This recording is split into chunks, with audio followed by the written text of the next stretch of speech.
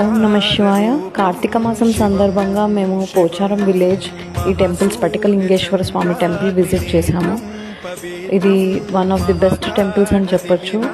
And చాలా positive vibrations ఉన్నాయి. Nearby Hyderabad అండి, జస్ట్ 1 hour డ్రైవ్.